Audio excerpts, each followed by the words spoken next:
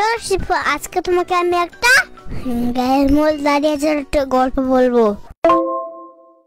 আরে ওইটা গায়ের লোম হবে, মোল না। আচ্ছা ঠিক আছে, বলো তাহলে। এক দেশে একটা আমি বাস করতাম। তুমি বাস করতা মানে? মানে এটা আমারই তো গল্প। আচ্ছা আচ্ছা, তারপর বলো।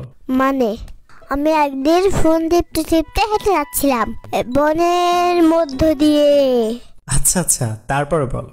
তারপর আমার পাশে একটা পুকুর ছিল। আচ্ছা আচ্ছা, তারপর? আমার হাত থেকে ফোনটা পড়ে গেল। আচ্ছা আচ্ছা, তারপর? আমার মনটা খুব খারাপ হয়ে গেল, আমার খুব কষ্ট লাগছিল। হাই রে, তারপরে কি হলো?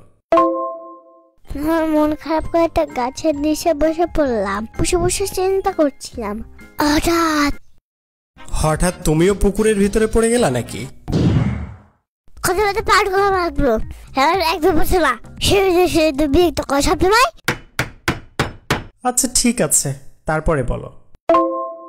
তারপর আর পুকুরের মধ্যে থেকে একটা পড়া উঠে আসলো। পড়া মানে আবার কি, বুঝলাম না তো। মেয়েদের পরে পড়া হয়, ছেলেদের আর ছেলেদের পাড়া পাড়া হয়। ও আচ্ছা, এই ব্যাপার। কিন্তু এ তো মেয়ের মতো দেখতে।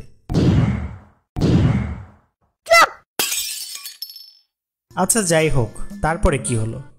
পুরি বলল, এই মেয়ে, মন খারাপ করে বসে আছো কেন? বলবো না, যাও তো। এমনি আমার ফোন পানিতে পড়ে যে আমার মন খারাপ। তারপরে পরিশোনা ফোন তুলে বললো, দেখে তোমার ফোন? তারপর আমি বললাম, তুমি কানা? আমার কি চোখের সমস্যা? আমার তো এমনি ফোনে দাও। আমার এমনি ফোনে দাও। আমার তো এমনি ফোন, আমার তো শূন্য ফোন না। আরে বাবা, তারপর? তারপরে পরি বললো, আমি একটু ওয়েট করলাম, পানির ভেতর থেকে আসি। তাই এই কথা বলে পরে ডুব মারলো। আচ্ছা আচ্ছা, তারপর?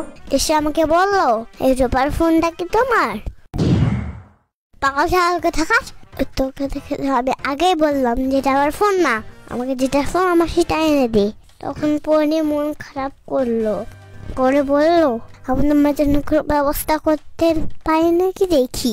আমার ফোনটা নিয়ে আসলো, ডুব দিয়ে আমার ফোনটা নিয়ে আসলো। মুনিয়া, এটা কি তোমার ফোন? আমার ফোন আমাকে ফিরিয়ে দাও। পরে আমার ফোন আমাকে হাতে ধরিয়ে দিয়ে পরে আবার ডুব দিতে গেল। আমার তো মেজাজ একবারে খারাপ হয়ে গেল, আমি তো একবারে রেগে গেলাম। এই পরি, বাচ্চা পরি, আমি তো সাঁতার পরিচয় দিয়েছি, আমাকে একটা ফোন দিয়ে সব ফোন নিয়ে যাচ্ছে কেন? তুমি একটা কিপটা পরি কেন? তোর লাগছে পরে কি লাগছে?